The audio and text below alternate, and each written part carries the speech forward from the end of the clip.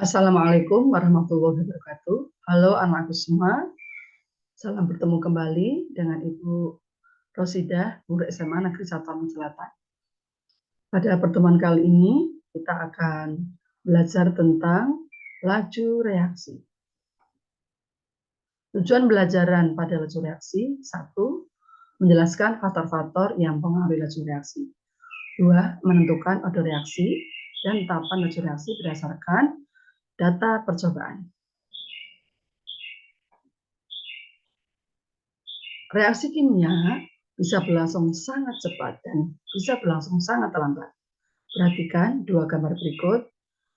Kita bandingkan antara perkaratan dan ledakan petasan. Manakah yang lebih cepat berlangsung? Tentunya ledakan petasan, bukan? Laju pengertiannya adalah seberapa cepat atau seberapa lambat suatu proses. Jika dalam suatu reaksi kimia A plus B menjadi C plus D, maka laju reaksi bisa dikatakan laju berkurangnya jumlah reaksi atau laju bertambahnya jumlah produk tiap satu satuan waktu. Kita lihat grafik laju reaksi di sini. Penambahan produk per satuan waktu dan pengurangan reaksi per satuan waktu. Bagaimanakah cara membuat ungkapan laju reaksi?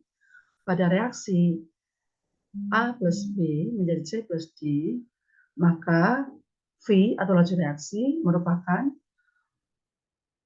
berkurangnya delta konsentrasi A per delta T sama dengan berkurangnya delta konsentrasi B per delta T atau V sama dengan bertambahnya delta konsentrasi C per delta T sama dengan bertambahnya pengurangan delta D per delta T. Dengan V laju reaksi, T waktu reaksi, berkurangnya delta konsentrasi A merupakan laju pengurangan konsentrasi molar reaksi A tiap satuan waktu. Dan bertambahnya delta konsentrasi C per delta T merupakan laju penambahan konsentrasi molar reaksi C tiap satu satuan waktu. Sekarang kita akan bahas tentang faktor-faktor apa saja yang mempengaruhi laju reaksi. Di sini yang mempengaruhi adalah luas permukaan, konsentrasi, tekanan, suhu, dan katalis.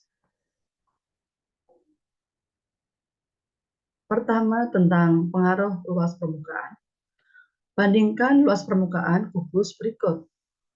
Yang pertama, kubus dalam ukuran besar, kemudian kita bandingkan jika kubus itu dipotong-potong menjadi 8 satuan kubus. Pengaruh luas permukaan terhadap laju reaksi.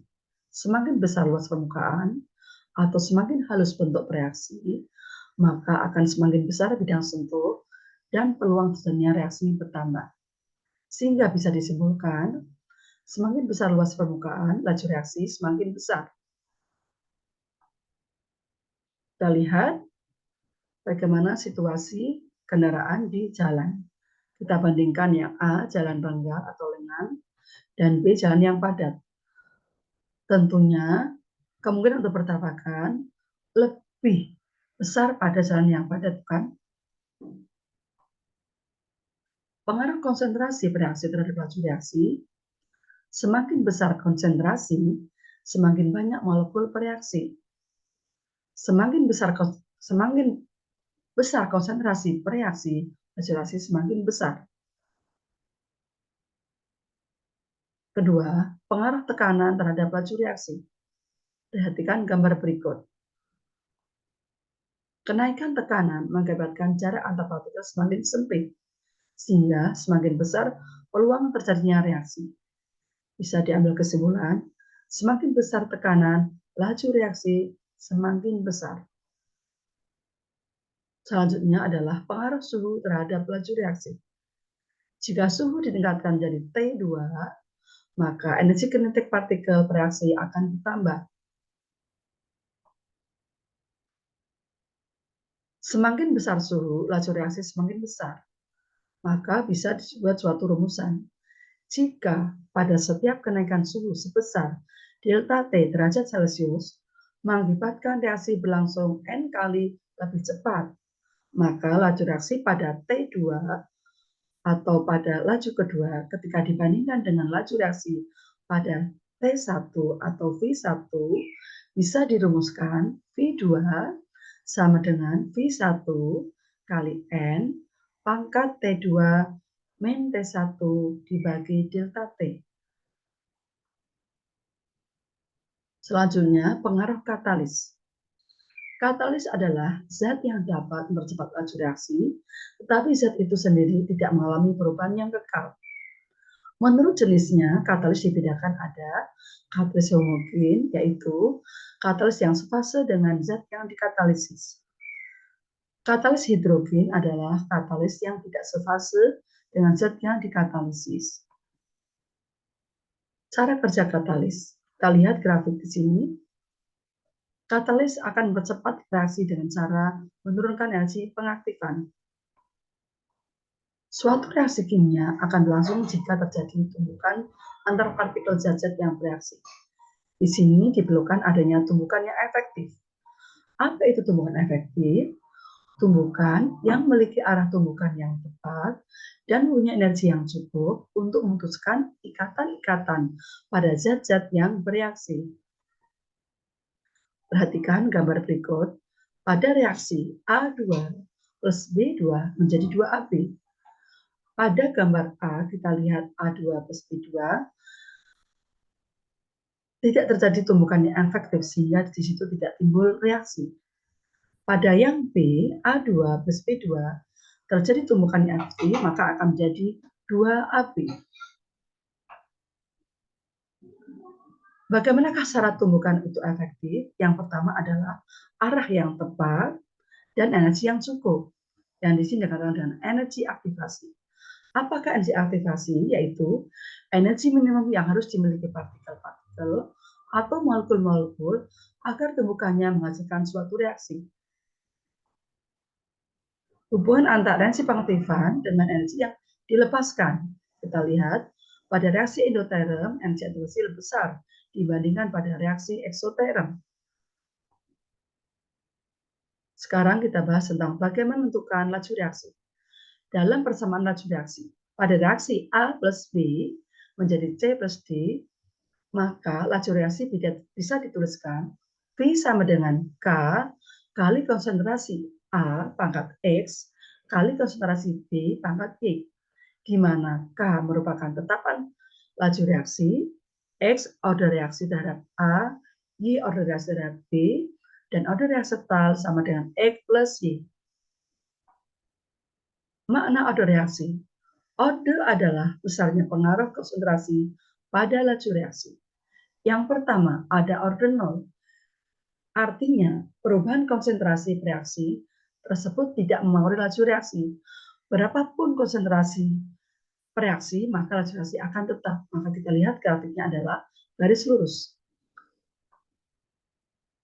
Yang kedua, order 1. Di sini laju reaksi akan berbanding lurus dengan konsentrasi reaksi. Kita lihat grafiknya. Grafiknya adalah motong sumbu simetri. Yang ketiga, order 2. Di sini laju reaksi merupakan pangkat 2 dari konsentrasi reaksi. Kita perhatikan di sini grafik adalah parabola. Bagaimana cara menentukan persamaan laju reaksi? Kita menggunakan metode laju awal, yaitu laju diukur pada awal reaksi dengan konsentrasi yang berbeda-beda. Contoh soal. Di sini diberikan suatu persamaan reaksi dan ada tabel data hasil percobaan, yaitu reaksinya 2NO plus Br2 menjadi 2NO-Br. Diperoleh data 4 data sebagai berikut.